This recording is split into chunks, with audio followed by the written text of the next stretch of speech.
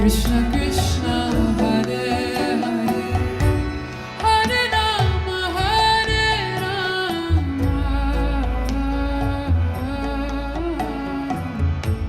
Rama Rama Rama Hare Hare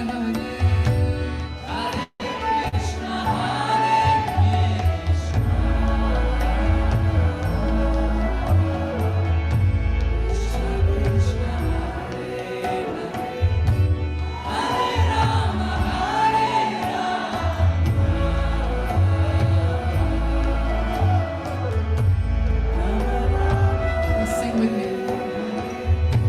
Hare Krishna,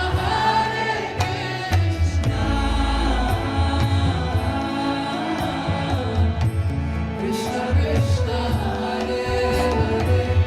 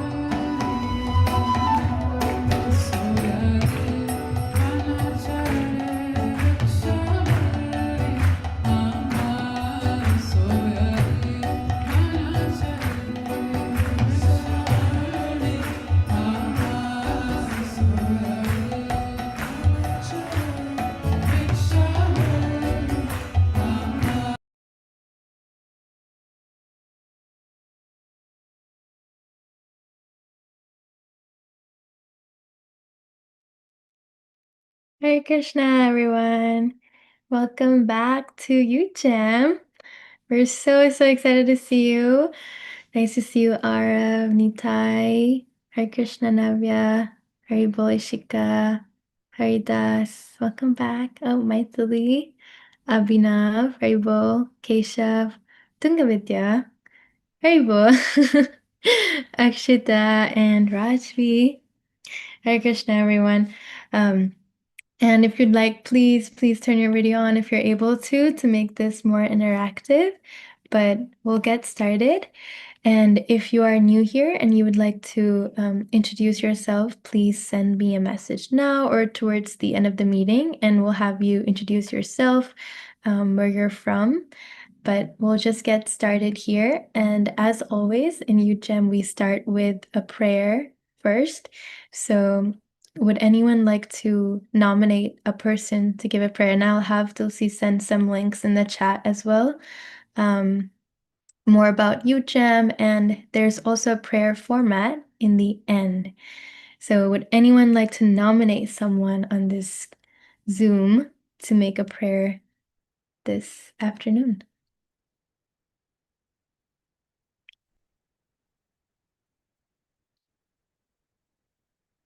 All right, how about Ishika? Oh, I'm nominated. Ishika, would you like to make one? Or we could do a joint prayer. I can do it towards the end, and you can start us off today. Okay. My dear Shishi Radha Vrindavan Chandra, if you so desire, please bestow your blessings upon all of us and help us progress through our bhakti and our school life. Thank you for considering my request. Wow, what an amazing prayer. Thank you so much, Ishika. It really has so much potency to make this request, and we're just so grateful to be starting out with a prayer. So now we will start and do our chat, which is chapter a day. And I believe we're going through chapter 9. or chapter 8, one of those. And then I'll have Dungavidya lead us through that.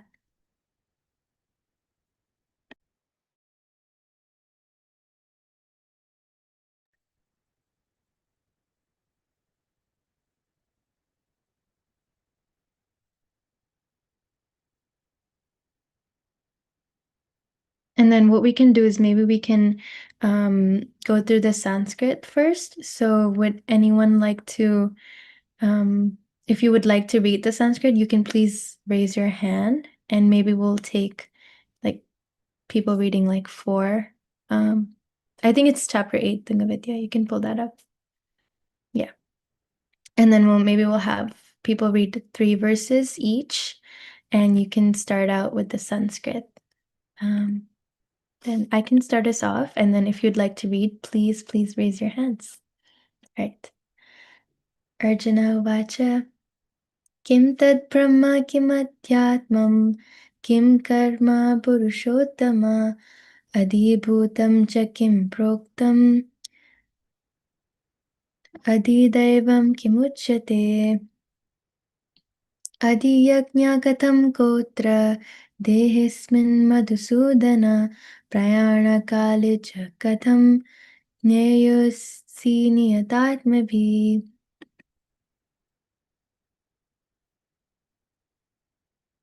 Shri Bhagavan Aksharam Brahma Paramam Svabhavodhyatmamuchyate Bhuto Bhavadbhava Karo Visarga Karma Samjita.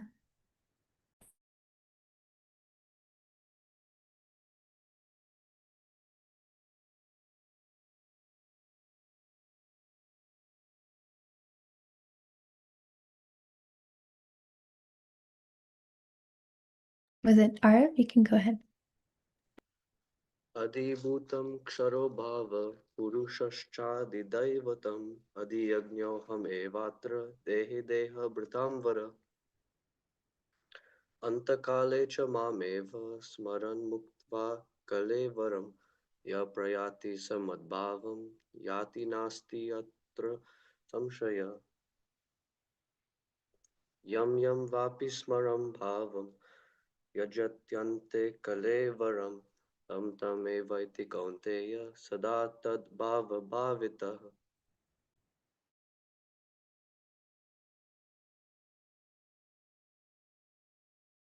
Nabya. तस्मात् सर्वेषु कालेषु मामनुस्मरयति च माया अर्पिता मनो बुद्धिर्मामे पश्यसि असंशया अभ्यासयोगयुक्तेन चेतसा नन्यकामिना परमं पुरुषं दिव्यं यति पार्थनुचिन्तयान्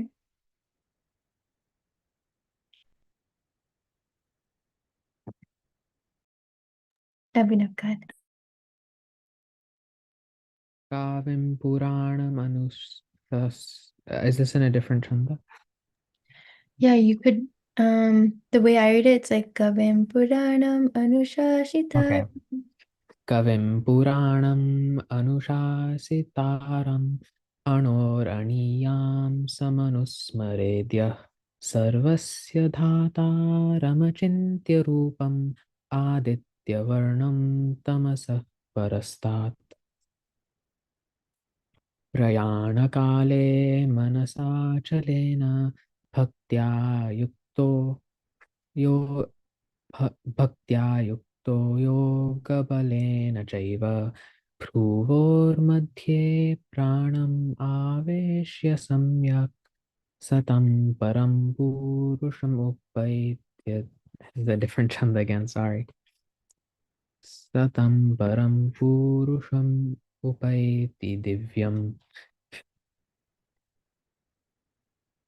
yadaksharam vedavido vadanti vishanti yadyatayo vitaragah yadichanto brahmacharyam charanti tatte padam sangrahena pravakshe. Sarvadvarani samyamya manoriddhi niruddhya cha Murutyad Murutyaadyatmana Pranam Astito Yogadharanam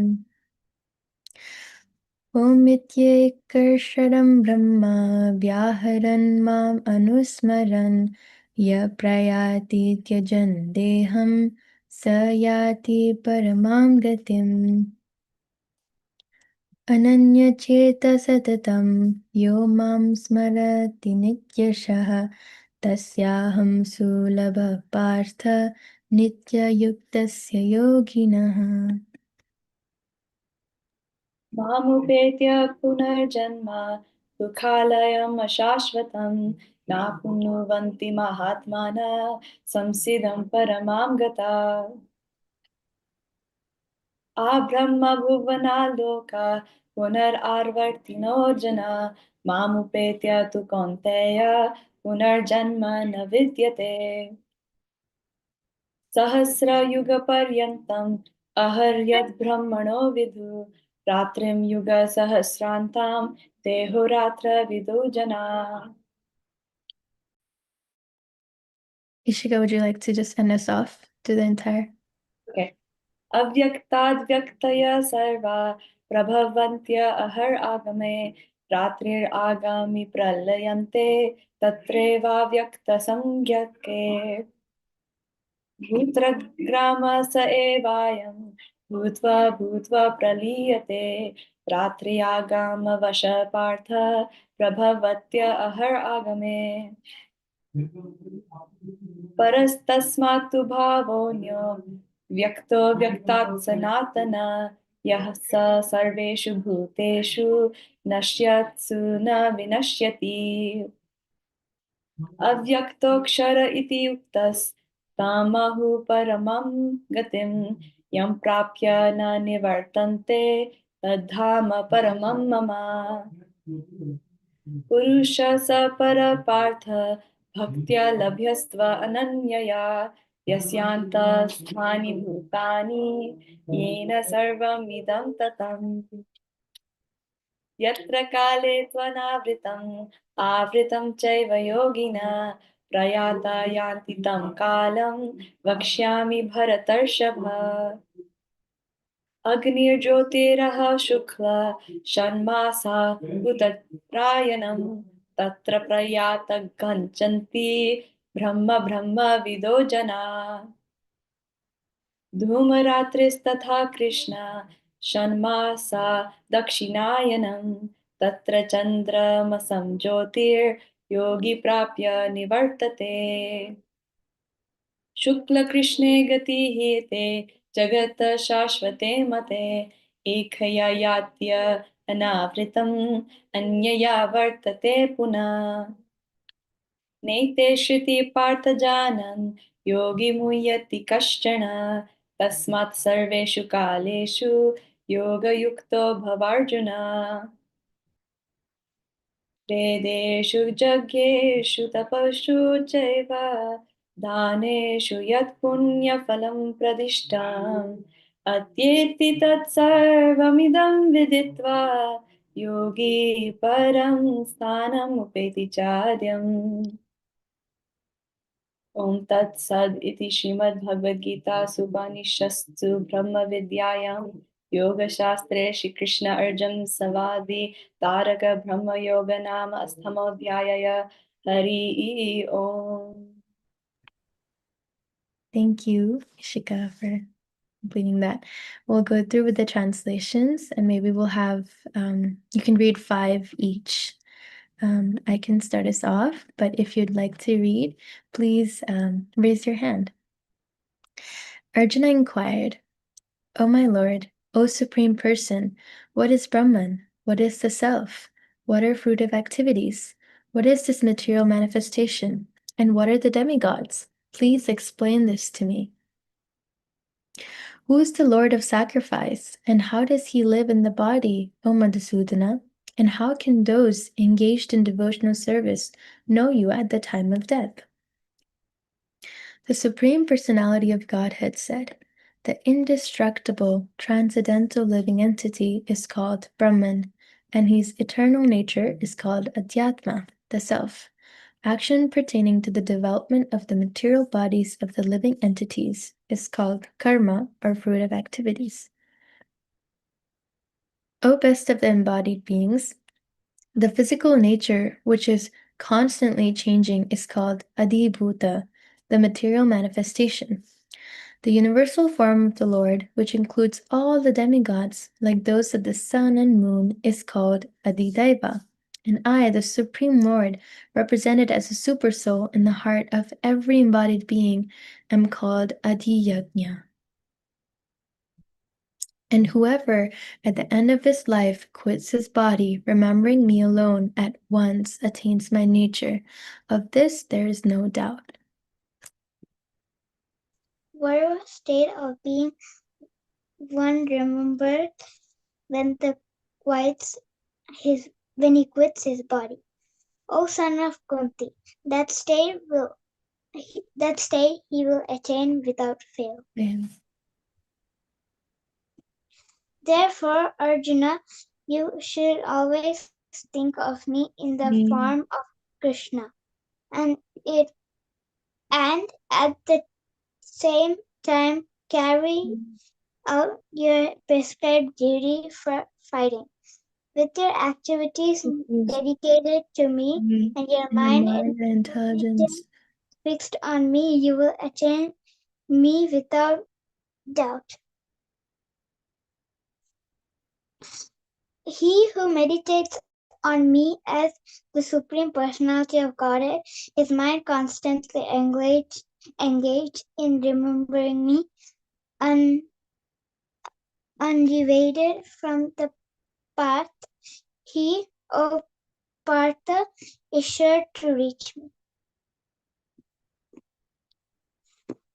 One should meditate upon the Supreme Person as the one who knows everything, as he who is the oldest, who is the controller, who is smaller than the smallest, who is the maintainer of everything, who is beyond all material conception, who is inconceivable, and who is always a person. He is luminous like the sun, and he is transcendental beyond this material. One who, at the time of death, fixes his life air between the eyebrows, and by the strength of yoga, with an undeviating mind, engages himself in remembering the Supreme Lord in full devotion, will certainly attain the Supreme Personality of God.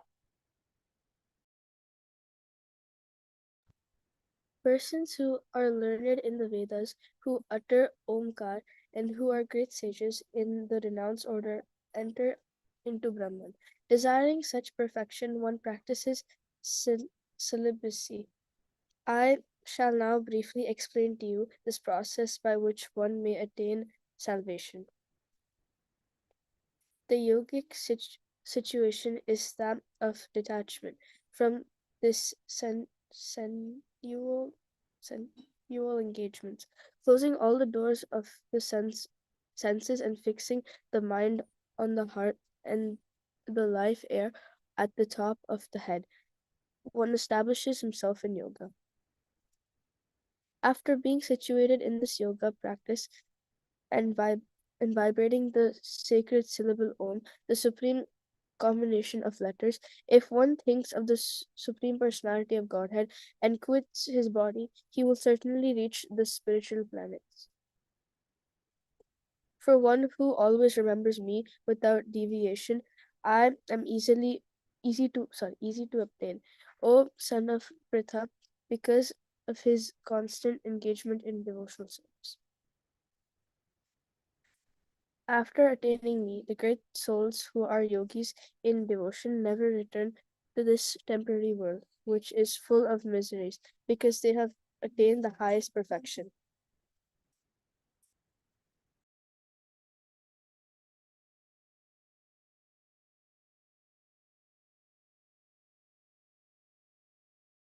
Navya, go ahead. From the highest planet in the material world down to the lowest, all are places of misery, wherein repeated birth and death takes place. But one who attains my abode, O son of Kunti, never takes birth again. By human calculation, 1,000 ages taken together form the duration of Brahma's one day, and such also is the duration of his night. At the beginning of Brahma's day, all living entities become manifest from the unmanifest state. Thereafter, when the night falls, they are merged into the unmanifest again. Again and again, when Brahma's day arrives, all living entities come into being, and with the arrival of Brahma's night, they are helplessly annihilated. Yet, there is another unmanifest nature, which is eternal and is transcendental to this manifested and unmanifested matter. It is supreme and is never annihilated. When all in the world is annihilated, that part remains as it is. That which the Vedantists describe as unmanifest and infallible, that which is known as the supreme destination, that place from which, having attained it, one never returns, that is my supreme abode. The Supreme Personality of Godhead, who is greater than all, is attainable by another devotion. Although he is present in abode, he is all pervading, and everything is situated within him. O best of the Bharatas, I shall now explain to you the different times at which, passing away from this world, the yogi does or does not come back. Those who know the Supreme Brahman attain that Supreme by passing away from the world during the influence of the fiery god in the light at an auspicious moment of the day, during the fortnight of the waxing moon, or during the 6 months when the sun travels in the north. The mystic who passes away from this world during the smoke, the night, the fortnight of the waning moon, or the 6 months when the sun passes to the south, reaches the moon planet but again comes back.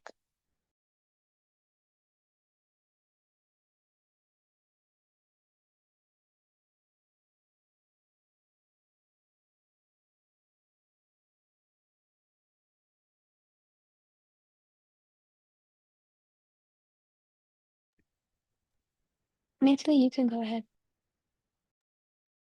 According to Vedic opinion, there are two ways of passing from this world. One in light and one in darkness. When one passes in light, he does not come back, but when one passes in darkness, he returns.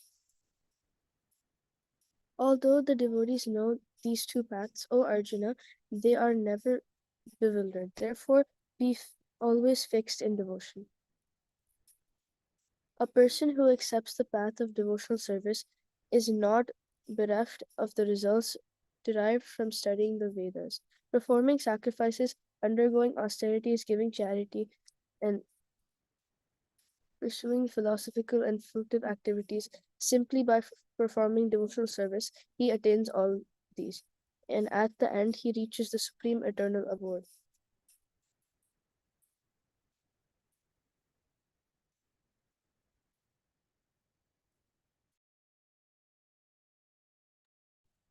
Thank you so much, everyone, for participating in that wonderful reading. Now we will just be reading a short conversation between Prabhupada and another person, and then we'll be having a small discussion, not in breakout rooms, but just in our main room. And we'll have some discussion questions also in the end. And I'll have Thingavidya lead us through that. And one thing I want to mention that Thingavidya, if you want, you could pick two people to read. To one person be Bob and one person can be Prabhupada. If we want to make it like that, but up to you. Okay, sounds great. Hare Krishna. Do we have any volunteers for reading? Okay, Navya and Keshav. Those are the two top names I have here. So Navya, you can be Bob, and Keshav, you can be Srila Prabhupada. So here we go. Maybe. Okay. Maybe what I say now is the most foolish of all I've said, but let me tell you how I feel. No, not foolish. I don't say foolish, but imperfect. Okay, imperfect. But let me tell you, I feel that right now I admire and respect your devotees, but I don't feel as if I'm part of them, or even a great desire to be part of them. I feel that I just want to do what is right and come closer to God. And if I just go to a better life next time, I'll be satisfied. Very good life. Maybe that's just material clinging. So you just follow in their footsteps, my other students, and it will be fulfilled, your desire. We are training to that direction, how to become purified and happy. That is our mission. We want to see everyone happy. Sarve Sukhino Bhavantu. But people do not know how to become happy. They do not take the standard path to become happy. They manufacture their own way. That is the difficulty. Tapo divyam putrakayena sudyed sattva yasmad brahma saukyam anantam. This advice is as Srimad Bhagavatam 5.5.1. This advice was given by Rishabh Dev to his sons. My dear boys, just undergo austerity, divyam, for transcendental realization. Everyone is going austerity. This boy, I know he had to go to foreign countries to learn this commercial management. So many. So now he's good situated. But everyone has to undergo some austerity for life. So why not take that austerity for permanent happiness? Tapo divyam putraka yena sat.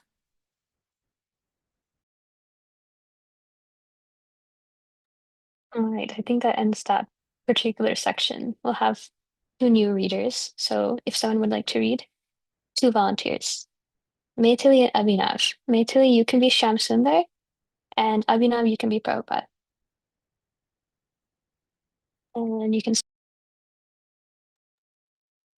Srila Prabhupada, this afternoon we were discussing about austerities. About austerities. If you don't practice voluntarily austerities, you must involuntarily practice some austerities. Yes, under the direction of the spiritual master, one should practice austerities. You have no mind to follow austerities, but when you accept the spiritual master, you have to carry out his order. That is austerity. Even if you don't want to practice austerity, you must. Yes, you must, because you have surrendered to your spiritual master. His order is final. So even if you don't like it, you have to do it to please me. Ah, But you don't like it. No one likes to fast, but the spiritual master says, today fasting. So what can be done? A disciple is one who has voluntarily agreed to be disciplined by the spiritual master. That is austerity.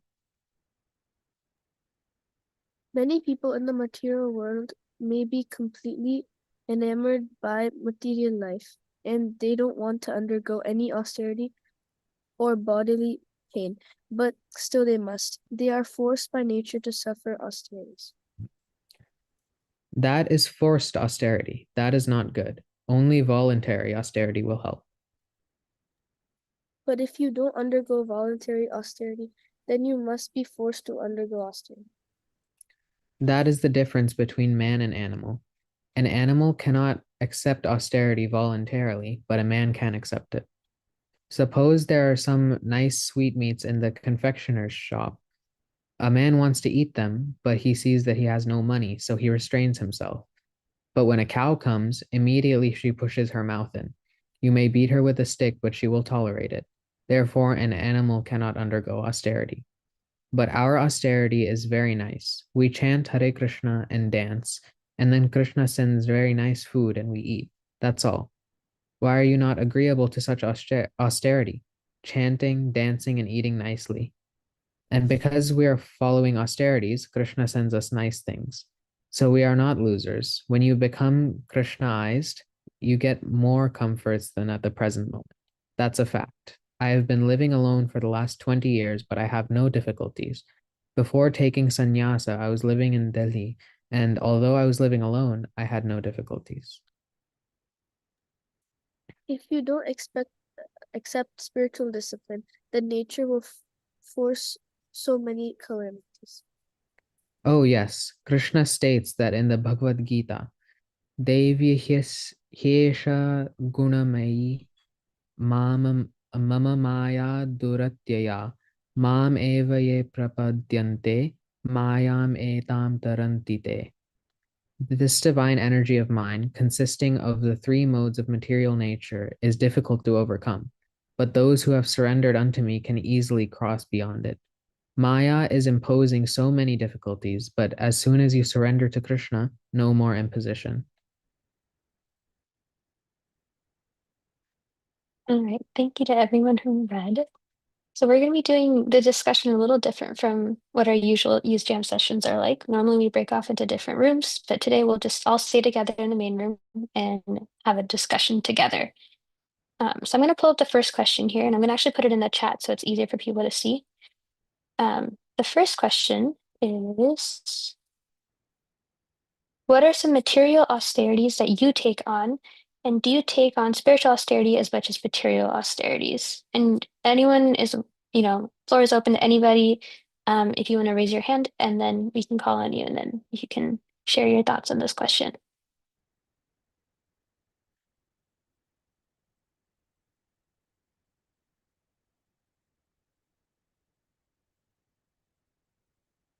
If not, I will have to take a leaf out of Vaisheshika Prabhu's book and have to call on people, but I don't want to do that. Hare Krishna, I can start. I'm sorry if you hear Thank you. there is like a little class going on over there for someone's birthday, but basically, I think like a material austerity, I think a lot of us take on is like homework, school. We come home and then we just start working again. And I feel like sometimes the homework or like the schoolwork kind of sometimes overbears the spiritual austerity. So then sometimes we're like, oh, I need to finish all my assignments, and then we're not able to, chant, or we're not able to go to the temple on Sundays, or we're not able to join the session or something like that. So yeah, it's kind of hard to balance it sometimes. Mhm. Yeah, that's a really great point. And that one, a lot of people can relate to that, especially and I love the part the comment you made about balancing. Like there's so many responsibilities that you have as a student, and it can be really hard to juggle that. So that's in of itself is also an austerity. So yeah, thank you. Haridas, go ahead. I was thinking that like sometimes we do try to balance material austerity and spiritual austerity both, because like sometimes we have to wake up early to chant our rounds, but then at the same time it doesn't work out because we have school work the other day, so we are not able to finish it on time. So because of that, we may have to sleep late and then we get up later. So that's kind of like material austerity that we're taking, because we're sleeping and getting up late. So in that sense, it's a material austerity, but at the same time, there is some spiritual austerities that we take, like Ekadasi, for example. Uh, we fast the full day from grains, so that's also a spiritual austerity. So I think it's both material austerity and a spiritual austerity. Like Yeah, that's a they really both good are one. most likely balanced. Hmm. I really like that example, especially about when, in order to fulfill a spiritual vow that you might have taken, or maybe like you set a goal for yourself, like I want to chant this many rounds, then you sacrifice sleep or you sacrifice something else in order to make sure that that gets done. So in a way, like you were saying, it's a material austerity, but it often comes with spiritual benefit. So yeah, that was a really great point.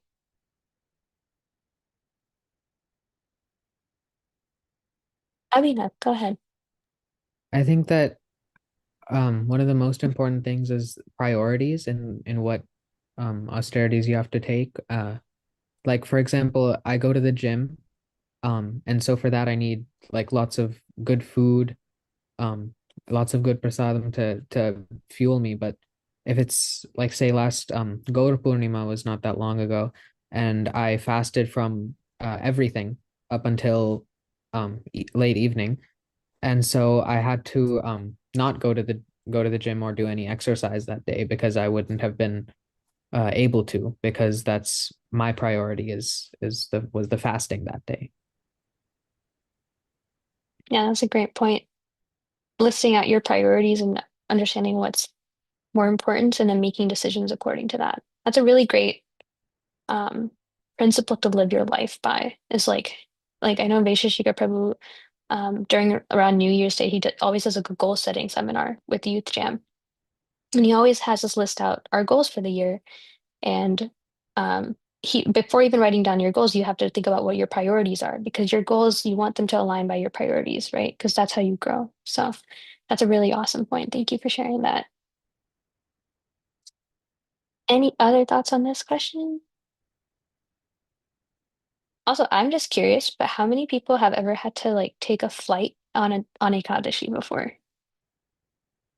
Because that is an austerity in and of itself, and it is quite wild. Haridas, go ahead. I did before, and at that time it was not like it was not so hard, you could say, but at the same time, like most people don't eat a lot while traveling, anyways. So in that sense, it was easy for me. But also, it was like we can only have select things, like Mhm. there are only specific things we can have. So that was a difficulty because in traveling we always have to cook first. So that, like, you could say, takes energy also to cook, like the certain things, and some people, they don't like specific things on Ekadasi. So in that sense it's kind of difficult. Mhm. Yeah, that's a great point. It takes a lot of discipline to abide by the goals that you set for yourself, or like the austerity you take on, whether it's material or spiritual, right? If you, let's say you have this like big project you have to do for school, right? It takes a certain amount of discipline to stay up maybe later than like past your normal bedtime to get that project done, because getting a good grade on it or this project matters a lot to you. Same thing with like you stay up late to do your rounds, or if you want to uphold the Ekadashi fast, but you're traveling and there's not a lot of options, there's a lot of discipline that comes with making that decision to, you know, maybe not eat as much or have to eat things you don't like because you are traveling. So I think it's really commendable for people who do take um that risk, or not that risk, but like they take that austerity upon themselves, because it takes a lot of discipline and a lot of mental strength. So kudos to everyone who does that. Navia, go ahead. I feel like one really Ekadashi is a really big spiritual austerity that you have to do, especially if it's some day like special or like. So one time I went to visit my family somewhere, and they wanted to go to this amusement park, but it was Ekadashi. And I also went with my grandparents and cousins and everyone. So they sat there eating pizza in front of me and like all kinds of stuff. And I was just there with my Ekadashi food. I've been there, done that too. My parents got initiated on Bandavanirjala Kadashi, and my best friend's parents were also getting initiated at the same time. And her little brother was like maybe 4 years old, and we were both in charge of taking care of him while the initiation ceremony was going on. And he got really hungry, and there were pakoras downstairs in the prasadam hall, so we had to watch him eat pakoras right in front of us on Bandavanirjala Kadashi. So I definitely understand that experience. Arav, go ahead. Hare Krishna. I recently just went to Florida for one school trip. It was 3 days long, and it was almost 3 days I couldn't eat anything because everything outside has onion, garlic, eggs. So basically, I would just fill up a cup of my. I would make some lemon juice in the morning, lemonade, and then I would just take one big bottle throughout the day, and I'd pack some sandwiches in my bag. It was it was a fun trip, but I was out of energy then, and also chanting rounds in the morning because I was sharing a room with other people. It was I had to keep my alarm on vibrate mode, so then wake up at 4 a.m. after sleeping a little bit later. So that's just one thing I've done. But otherwise, this has been pretty easy. Just no really difficult things I've come across. Yes. Yeah, thank you for sharing that experience. I think when definitely everyone like has those types of experiences where you have to choose between these two things of like, okay, this is one thing that's going on in my life, and then there's this other spiritual practice, or maybe it's a different thing. And it's like we were talking about, just like the priorities, it boils down to that. And it can take a lot of strength to get through that. But it comes with a lot of practice. So there's that. Since we're already talking about Ekadashi, this is actually the next question, which is, what is the first word that comes to your mind when you think of Ekadashi or fasting? And then consequently, why do you fast?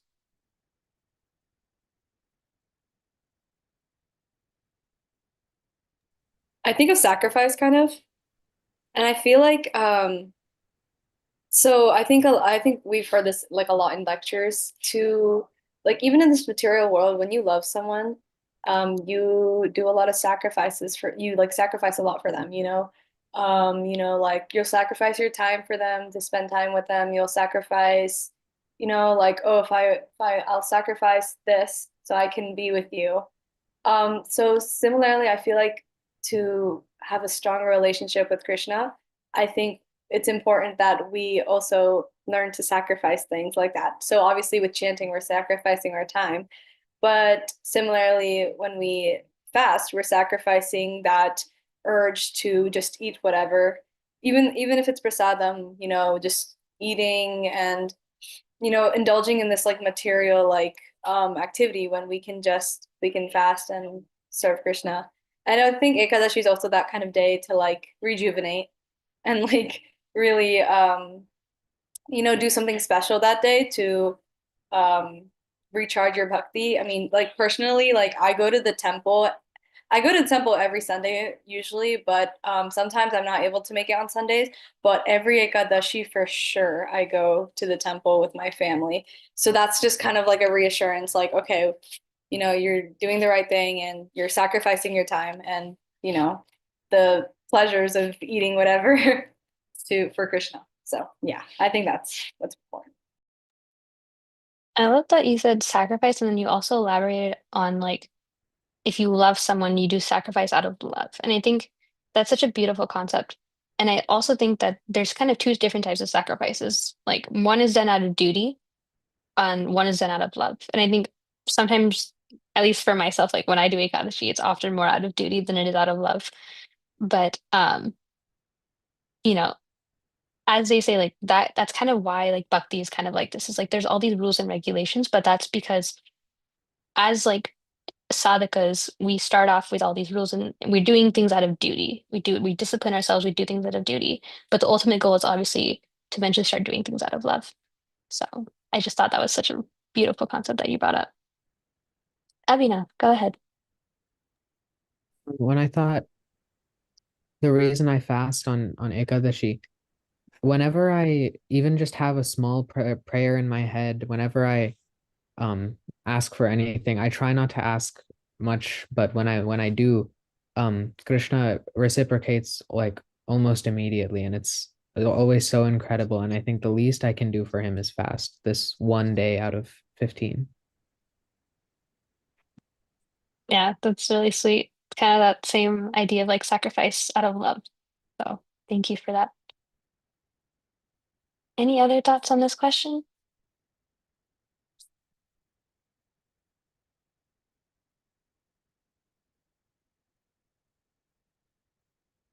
All right. Next question then. Oh, okay. That was weird.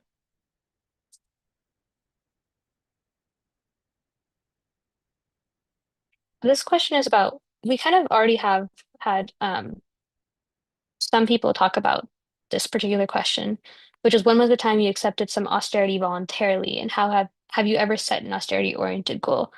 Um, but this would be really nice. So just to like even more to elaborate on it a little bit more, is like, if you did set an austerity oriented goal, how did you like set yourself up for success? And if you maybe like failed, then like maybe elaborate on like what went wrong.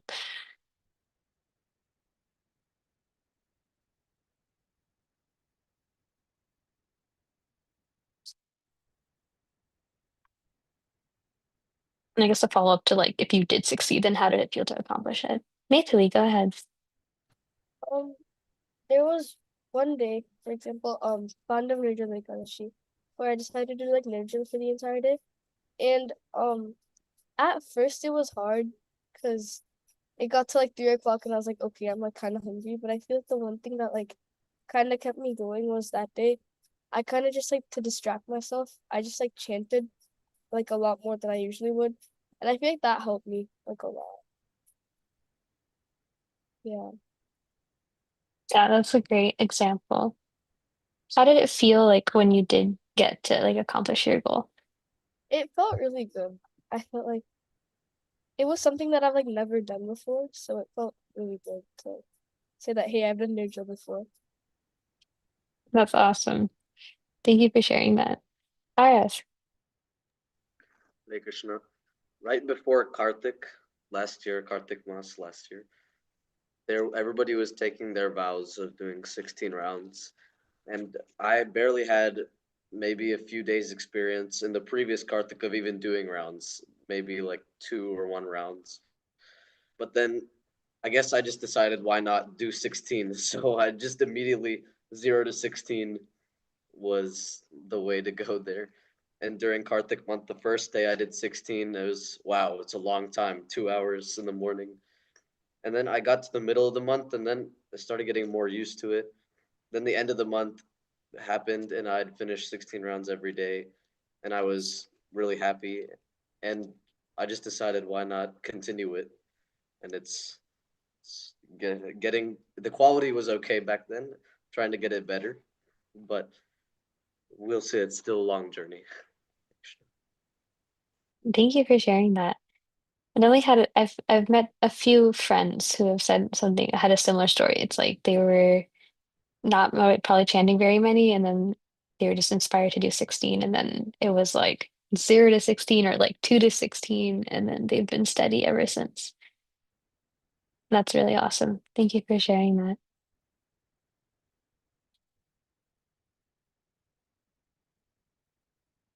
I guess on this note, I'll share. I had a Kartik vow last year, um, which was to limit.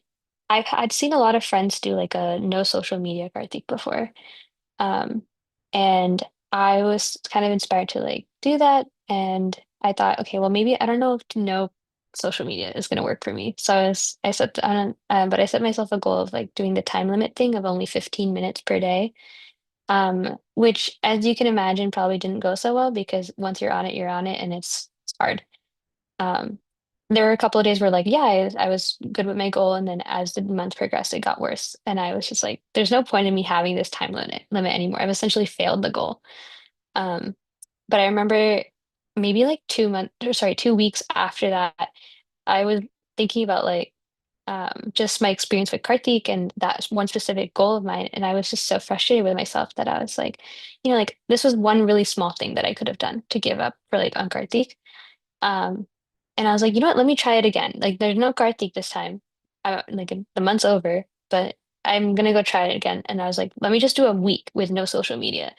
I think I've been off social media for like 4 months now, and I think I've checked like maybe a couple of times in between for random purposes. But like, I think after that, just like the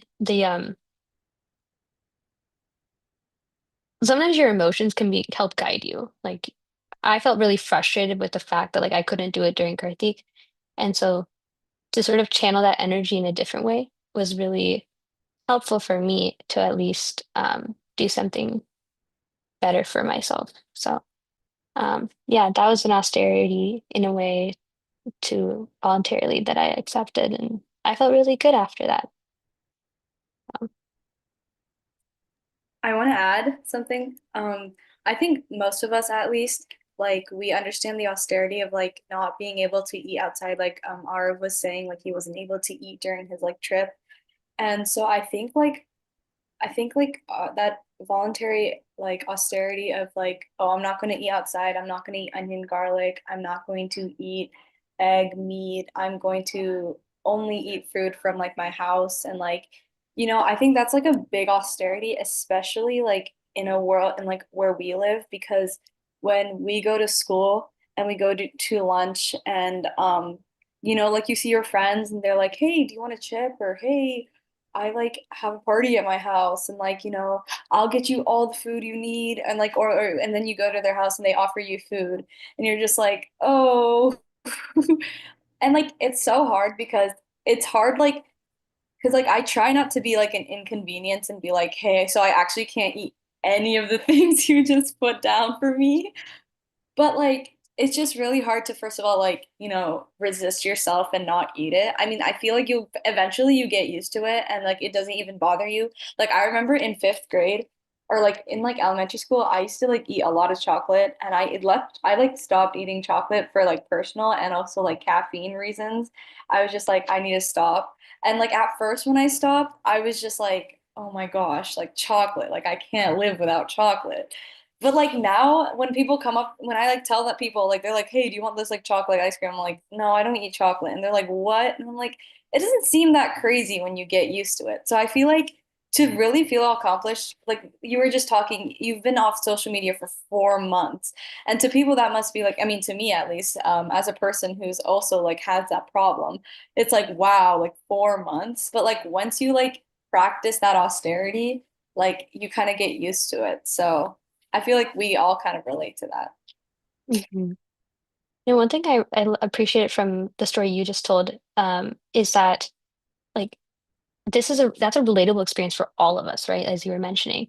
And I think you find a lot of strength in the community that you find in knowing other devotees or other youth are also going through the same experience of like you're in school, your friend offers you this food and you're like, I can't.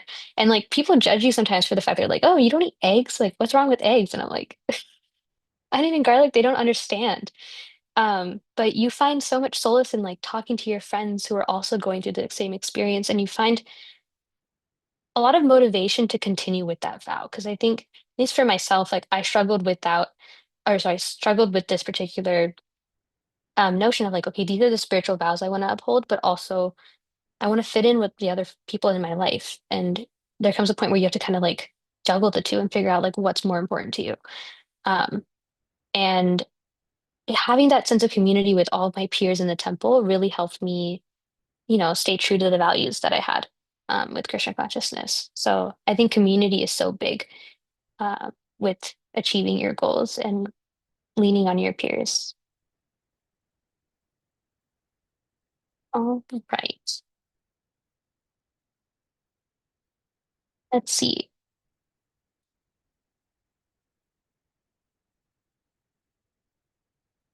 I think we have one last question that I want to ask, which is, we often expect good things to happen quickly. How do you think this can get in the way of our progress in Krishna consciousness?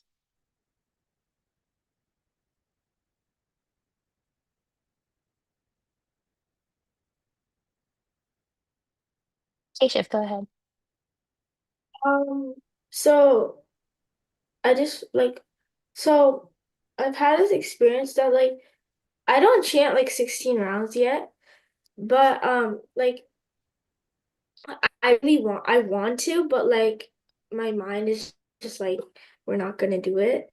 So I just like and then I just like keep trying and then I'm like, why can't I do it? Like why isn't it happening? Like it just gets a little bit annoying that it isn't happening as fast as I think it should.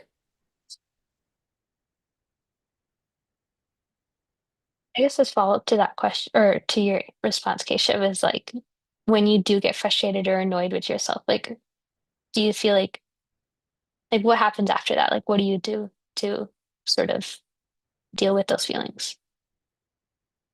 Like I guess I like try again and again.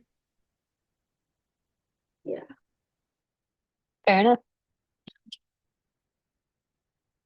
Navya. Like when you expect something to happen really quickly, especially in your spiritual life, you'll usually get really disappointed because you can see everyone around you doing so many good things and like achieving so many goals, and you're like, why can't I do that yet? and then you try to force yourself, but it happens really slowly. So you gotta make sure you don't get disheartened. Mhm. That's a really great point. I think like as Keshav, like you were just talking about how like when you get frustrated, like you just try again. I think that's a huge element of like not losing hope, right? There's the verse in NOI, which is utsahan nishchaya dharyat, right? It's that you need to have enthusiasm, which is utsahan. You need to have dharyat, which is patience. And then the last one is confidence, nishchayat. So all three are really important. You're enthusiastic, and then when you're not, like all three of those things are really important in order to in order to make progress. So trying again is a matter of patience. And then Navia, as you were just saying, it's like don't really compare yourself to others as much because everyone kind of goes at their own pace. And so focus on yourself. And what's that saying of like the only person you want to be better is the person you were yesterday, or better than the person you were yesterday. So yeah. Thank you, Navia. Sorry, Bess? I was thinking that sometimes we see, like as Navya said, we see people around us who get very good things. So at that time we feel like they don't chant anything, they don't do any service to you. Then we feel like we're basically like talk to Krishna like we do so much service for you, they don't do anything for you, and you are giving lots of good things to them and not to us. So at that time we tend to forget about the principle of karma. So whether we worship Krishna or not, it's not that we can escape karma completely. Karma is still going to be there for us. It'll just like get reduced more and more. So we have to also remember that based on our activities, our like what is going to happen to us is different. Mhm. Yeah, that's a really great point. I think one of the most asked questions that you'll find in lectures is like, why did good things happen? Or yeah, why did good things happen to bad people? And it's like one of the most asked questions that you'll hear. And I love the answer you just gave, Haridas. It's like a lot of times, sometimes we forget that even as practicing devotees, there's still some karma that we um, still have to deal with. So that comes. One of my first favorite verses from Srimad Bhagavatam is Tatenu kampam susamikshamano punjana evat ma kritam vipakam vedvag vipurvir vidadan namaste jiveta yo mukti pade sadaya pak, which essentially talks about how like the one, jiva who like as they while tolerating the reactions of their sinful or of their karmic or the reactions of their karma essentially so they essentially tolerate that all the while they continue to glorify the Lord with their words and their behavior and their actions, um essentially like realizing that the karma is a result of like their own deeds in the past, and yet they still continue to glorify the Lord, continue to serve him. To such an individual, like they will for sure attain liberation. So again, kind of the same point that you were making. Arif. Hare Krishna. So after Karthik was over, I was doing these 16 rounds every day. And then I found one day in December I missed my rounds during break, and then that was all it took. I was down to doing 0 rounds then. Even on my birthday was December 25th. I only made it till 14 rounds, and I was like, well, I did this before. Why can't I go back to 16? So I was trying to push to 16 every single day, and I wasn't even making it close. I wasn't even still getting the bead bag out because I was thinking, why is it not happening? It's supposed to work. And then this really made me a little bit frustrated because I wasn't able to chant. Chanting is like the basis, and also I wasn't able to go to classes because either traveling or family had come over. So I was really not doing so good in Krishna consciousness at that time. And then one day, uh, I think it was New Year's Eve, my mom just said, let's go to the temple tomorrow and we'll do our rounds in the temple. And then I did my rounds in the temple, and then I felt like everything became better. And then since then, not a day has been missed, thankfully. Hey, that's so awesome. I had a similar experience to you, which is that it was a New Year's thing, and I was actually on a youth yatra with Vaisheshikar Prabhu, and he inspired us to have goals for ourselves. And I was still in college then, and my chanting was not great. It was kind of like a free for all of like before I go to class, I would be on a japa call with my mom, and like however many rounds I get done on the call is the amount of rounds I did on that day. Like that's it. There's no set number. But after the yatra, or like during the yatra, essentially, I was more inspired to take up chanting more seriously. And so one of the goals I wrote down for myself was like Maharaj asks us to write in active tense. So I wrote, I am chanting 8 rounds every single day with the intention of increasing both the quality and quantity of my rounds. And he asked us to write down our goals and then tell them to Bhaktivinoda Thakur the next day. We were going to his bhajan kutiri in Mayapur. And he said, like, you should read your goals to Bhaktivinoda Thakur and pray to him for his blessings. I think like 2 or 3 days after that, like I was chanting 16 rounds.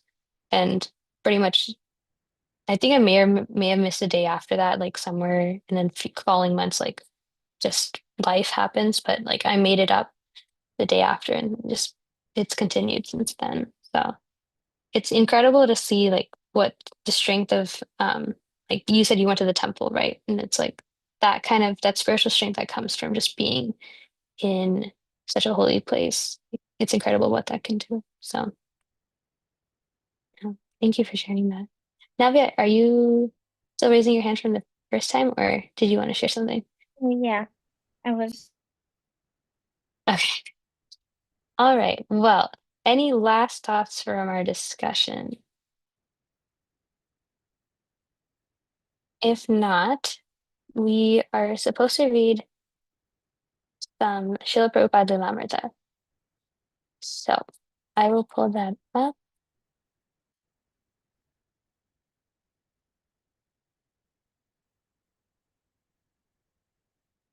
Okay. So I think we'll read for maybe 7 or 8 minutes, and then we'll be doing our japa after this. So same as before, if you'd like to read, please raise your hand, and then you can read, I think, 2 paragraphs each. Uh, Navya, can you start us off? And then could you start from just like the top down? Chapter 8, New Delhi, crying alone in the wilderness. I have got the clue of going back to Godhead, just after leaving my present material body. And in order to take along with me all my contemporary men and women of the world, I've started my paper, Back to Godhead, as one of the many means of the way. Please don't think me as something wonderful or a madman when I say that I shall go back to Godhead after leaving my present material body. It is quite possible for everyone and all of us. From a letter to India's President, Mr. Rajendra Prasad.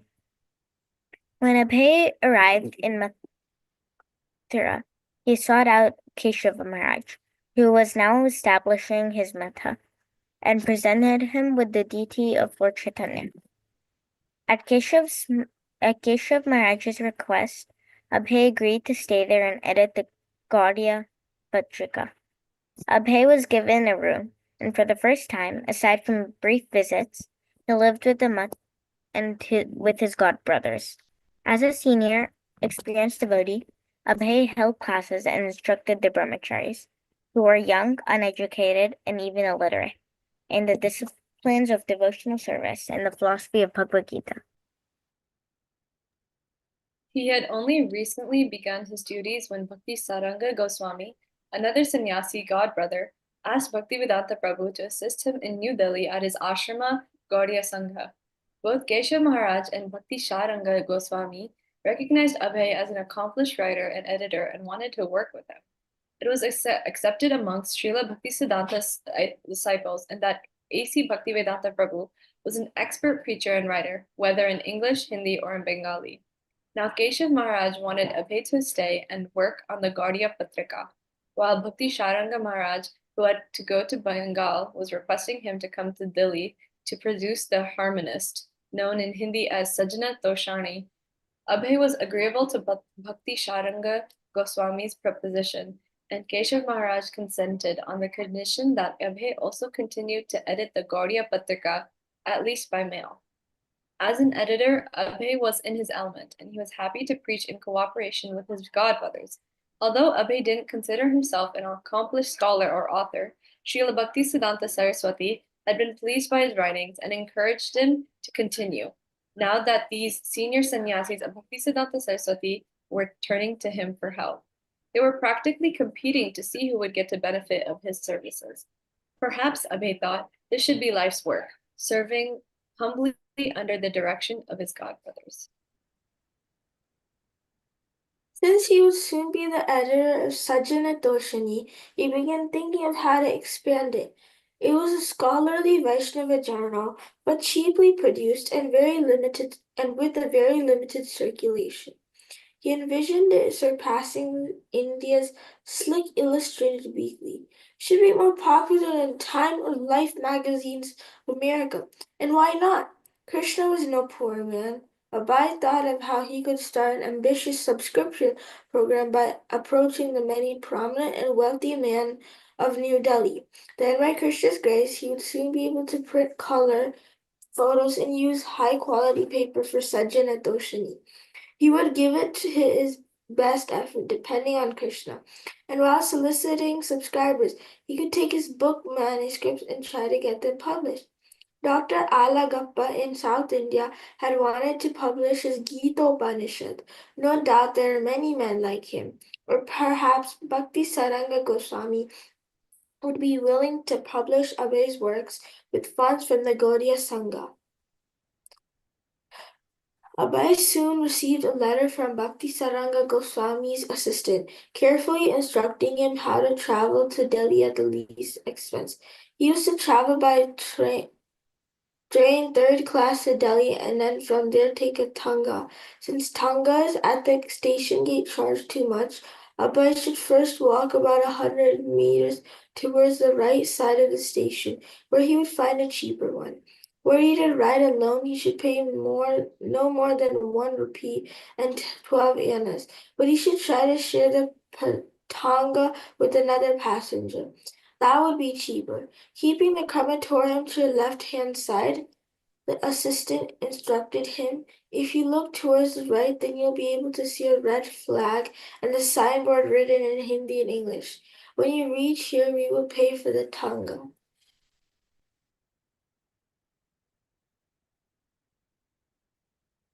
If you'd like to read, you can actually, I guess we can end here. It's 4:10. Thank you to everyone who read.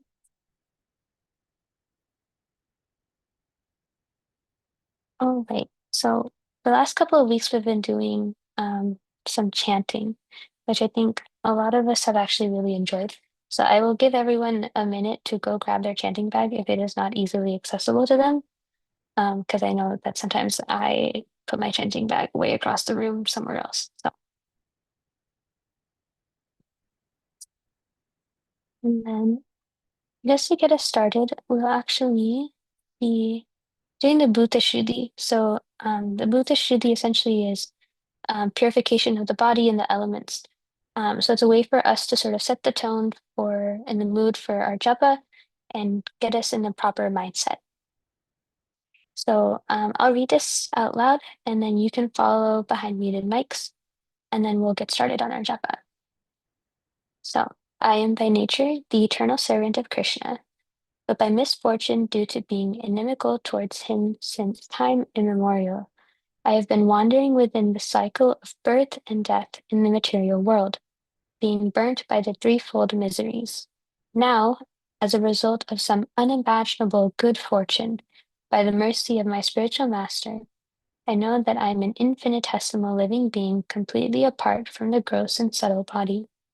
Now, by the order of my spiritual master, I have obtained the good fortune of serving his lotus feet, as well as the lotus feet of Lord Chaitanya Mahaprabhu and Sri Sri Radha Madanamo. Naham vipro na cha narapatir na piveshyo na shudro, naham varni na cha grihapatir na vanasto yatirva. Kintu prodyan nikila paramananda purnamritabde, gopi bhartu padakamalayo dasa dasa anudasa. I am not a Brahmana, I am not a Kshatriya, I am not a Vaishya or a Shudra. nor am I a brahmachari, a householder, a vanaprastha, or a sannyasi. I identify myself only as the servant of the servant of the servant of the lotus feet of Lord Sri Krishna, the maintainer of the gopis. He is like an ocean of nectar, and he is the cause of universal transcendental bliss. He is always existing with brilliance.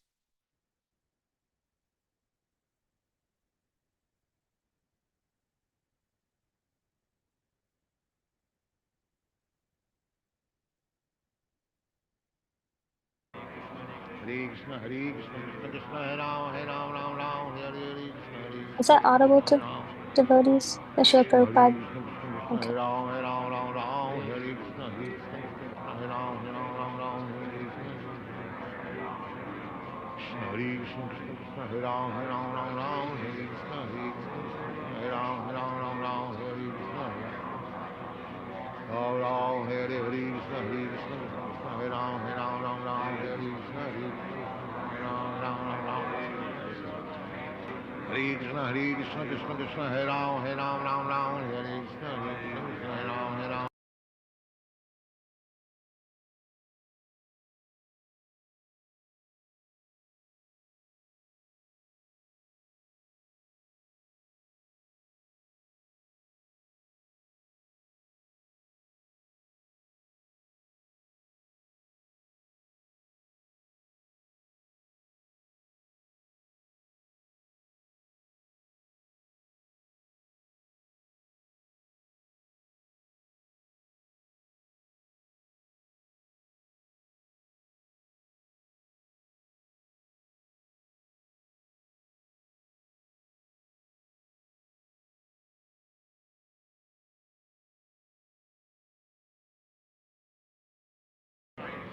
Hare Krishna, Krishna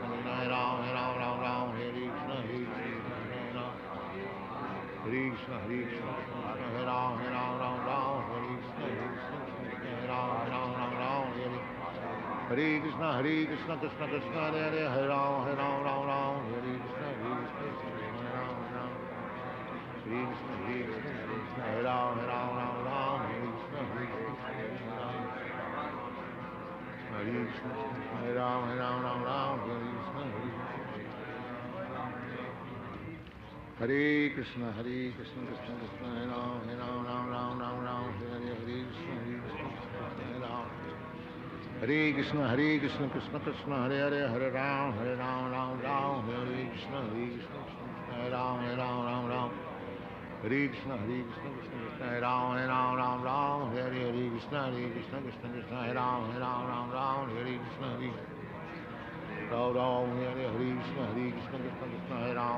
Ram Ram, Hare Krishna, Krishna, Hare Ram, Hare Krishna, Krishna, Hare Ram, Hare Krishna. Ram Ram, Hare Krishna, Krishna, Hare Ram, Hare Krishna, Krishna, Hare Ram, Hare. Hare Krishna, Krishna, Hare Ram, Hare Krishna, Krishna, Hare Ram, Hare Krishna. Ram Ram, Hare Krishna, Krishna, Hare Ram, Hare Krishna, Krishna, Hare Ram. Hare Krishna, Krishna, Hare Ram, Hare Krishna, Krishna, Hare Ram, Hare. Hare Krishna, Krishna, Hare Ram, Hare Krishna, Krishna, Hare Ram, Ram. Hare Krishna, Krishna, Hare Ram, Hare Krishna, Krishna, Hare Ram, Ram. Hare Krishna, Krishna, Hare Ram, Hare Ram. Sit properly. Ram Ram, Hare Krishna, Krishna Krishna, Hare Ram, Ram, Hare Krishna, Krishna, Hare Ram, Ram. Hare Krishna, Krishna, Hare Ram, Ram, Hare Krishna, Krishna, Hare Ram. Hare Krishna, Krishna, Hare Ram, Ram, Hare Krishna, Krishna, Hare Ram, Hare. Hare Krishna, Krishna, Hare Ram, Hare Krishna, Krishna. Hare Krishna, Krishna, Hare Ram, Hare Krishna, Krishna, Hare Ram, Hare Krishna, Krishna, Hare Ram. Hare Krishna, Krishna, Hare Ram, Hare Krishna, Krishna, Hare Ram, Hare. Hare Krishna, Krishna Krishna, Hare Hare, Hare Ram, Ram Ram, Hare Hare Krishna, Krishna, Hare Ram. Hare Krishna, Krishna Krishna, Hare Ram, Ram, Hare Krishna, Krishna, Hare Ram, Ram, Hare Hare. Hare Krishna, Krishna Krishna, Hare Ram, Hare Krishna, Krishna, Hare Ram, Hare Hare. Hare Krishna, Krishna, Hare Ram, Hare Krishna, Krishna, Hare Ram, Hare Hare. Hare Krishna, Krishna, Hare Ram, Hare Krishna, Krishna, Hare Ram, Hare Hare. Hare Ram, Hare Krishna, Krishna, Hare Ram, Hare Krishna, Krishna, Krishna, Hare Ram, Hare Krishna, Hare Ram, Hare Hare. Hare Krishna, Krishna, Hare Ram, Hare Krishna, Krishna, Hare Ram, Hare Hare. Ram, Hare Krishna, Krishna, Hare Ram, Hare Krishna, Krishna, Hare Hare. Hare Krishna, Krishna, Hare Ram, Hare Krishna, Krishna, Hare Ram. Hare Krishna, Krishna, Hare Ram, Hare Krishna, Krishna, Hare Ram, Hare Krishna, Krishna. Ram, Hare Krishna, Krishna, Hare Ram, Hare Krishna, Krishna, Hare Ram, Hare Hare. Hare Krishna, Krishna, Hare Ram, Hare Krishna, Krishna, Hare Ram, Hare Hare. Krishna Krishna, Hare Ram, Hare Hare, Krishna Krishna, Hare Ram, Hare Krishna, Krishna, Hare Krishna, Hare Ram, Hare Krishna, Hare Ram, Hare Krishna. Hare Ram, Hare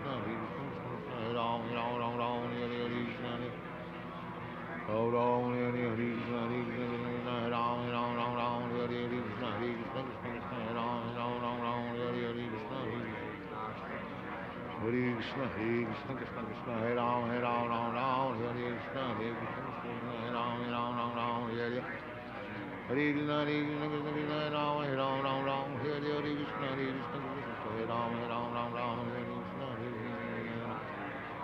Hare Krishna, Krishna Krishna, Hare Ram, Hare Krishna, Hare Ram, Hare Krishna, Hare Krishna, Hare Ram, Hare Krishna, Hare Ram, Hare Krishna, Hare Krishna, Krishna Krishna, Hare Ram, Hare Krishna, Hare Ram, Hare Krishna, Hare Ram, Hare Ram, Hare Krishna, Hare Krishna, Hare Ram, Hare Krishna, Ram Ram, Hare Hare Krishna, Hare Ram, Hare Krishna, Hare Ram, Hare Krishna. Ram Ram, Hare Krishna, Hare Ram,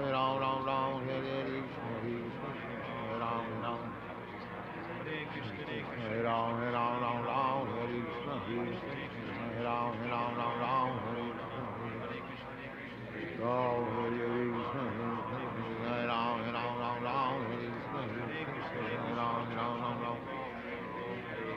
Krishna, Hare Ram, Hare Krishna, Hare Ram, Hare Ram, Hare Krishna, Hare Ram, Hare Krishna, Hare Krishna, Hare Ram, Hare Krishna, Hare Ram, Hare Krishna. Hare Krishna, Krishna Krishna, Hare Hare, Hare Ram, Ram, Hare Krishna, Krishna, Hare Ram, Hare Krishna. Ram Ram, Hare Krishna, Krishna, Hare Ram, Hare Krishna, Krishna, Hare Ram, Hare Krishna, Hare Krishna, Krishna Krishna, Hare Ram, Hare Krishna, Krishna, Hare Ram, Hare Hare. Hare Krishna, Krishna, Hare Ram, Hare Krishna, Krishna, Hare Ram, Hare Krishna. Hare Ram, Hare Krishna, Krishna, Hare Ram, Hare Krishna, Hare Krishna, Hare Ram, Hare Krishna, Hare Ram, Krishna Krishna, Hare Ram, Hare Krishna, Hare Krishna, Hare Ram, Hare Krishna, Krishna, Hare Krishna, Krishna Krishna, Hare Ram, Ram Ram, Hare Krishna, Hare Ram, Ram. Hare Ram, Ram, Hare Krishna, Hare Ram, Ram, Hare Krishna, Hare Krishna, Hare Ram, Ram, Hare Krishna, Hare Ram, Hare Ram, Hare Krishna, Hare Ram, Hare Ram, Hare Krishna,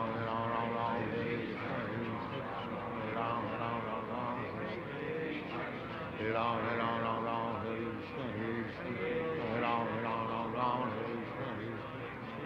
Krishna, Hare Krishna, Krishna Krishna, Hare Ram, Hare Krishna, Hare Ram, Ram. Ram, Hare Krishna, Hare Ram, Hare Krishna, Hare Krishna, Krishna Krishna, Hare Ram,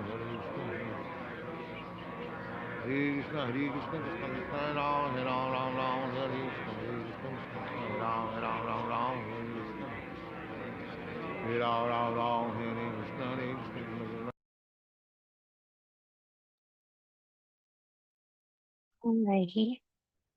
I'll have everyone sort of finish up where they're at, and then I'm going to take a little leaf out of Vanya's book, and we'll do some deep breaths just to bring ourselves back into the space. So inhale and hold and exhale. And then one more time. Again, inhale. Hold your breath for a few seconds. And then exhale. And one last time. Inhale. Hold. And then out. All right. All right, so we are coming to the end of our youth jam session, but we will not end without some reflections. So these can be reflections or any thoughts you have from the last day, the last week, last month, last year, your whole life. So if you have any thoughts that you'd like to share, any reflections, go ahead.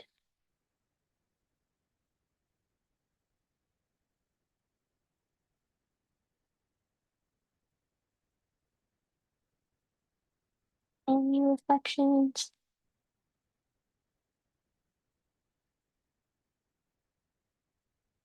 Itanya ni tayo na. Hare Krishna. Uh, I will. First of all, I was able to join at least later, so I'm glad I was able to join. But for Japa, I was feeling like you may see him in a car right now, by the way. But I was driving back from another program, and it's raining outside right now, and it's kind of stressful driving in Los Angeles in the rain because of how dangerous it is and how people just freak out when they're driving. So I was feeling like now that I'm in a parking lot, I'm stationary and I'm doing the job. I was feeling like, it's so much like driving, especially when you don't know where you're going or how dangerous the conditions are out there. It was like rain is one of those obstacles that you face in life, and it's like, especially when you're driving and trying to maintain focus and attention on the road with thousands of things going on. That rain is like one of those extra things that just happens, and it's so unnecessary. But doing japa is kind of like that, right? When you're trying to focus on that one thing, the Maha Mantra, and so many things are going around. Even when I'm stationary in this parking lot, there's so many people just going around, walking back and forth, and parking and everything. And it was kind of just reflecting on that experience of driving today. It was a longer drive than usual, and I was able to appreciate just that aspect of maintaining focus and attention while chanting, especially now that I'm stopped. So I was able to have a nice experience, thankfully, but especially in your association, everyone. So glad to be here. Thank you for joining us and such a beautiful reflection. Thank you for sharing that. Any other reflections from your life or even the chanting session today?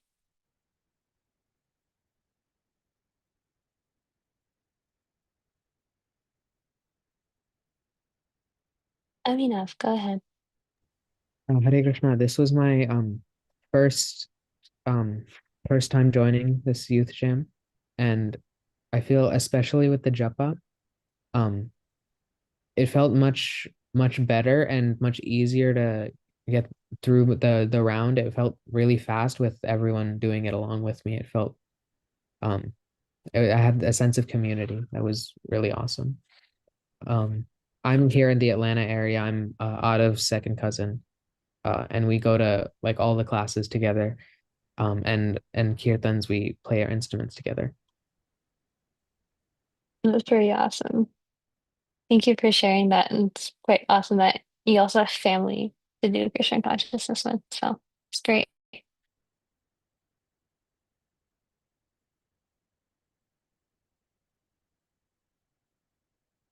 One last one from anybody?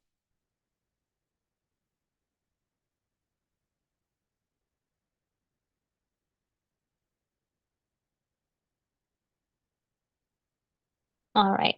So I'm going to take that as a no. So we will end with a prayer as per always. Chaitanya Nitai Nama, could you lead us through a prayer for the end of Yusya?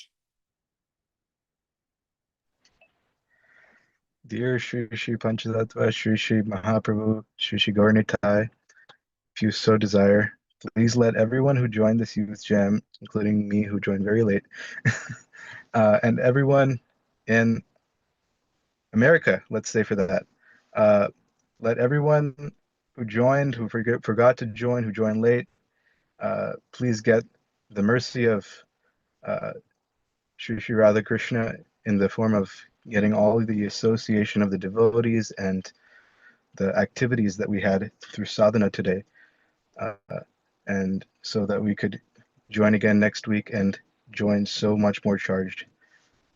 Thank you for considering this request, Hare Krishna. I will. Thank you so much for that prayer. And thank you to all of you for joining, even if you joined for the first time. Abhinav, thank you so much for joining us. And for those of you who have also been joining us for the last several months or even years, so glad to see all of you. And we hope to see you next week. Hare Krishna. Have a lovely rest of your day. Thank you. Hare Hare Krishna. Krishna. Hare Krishna.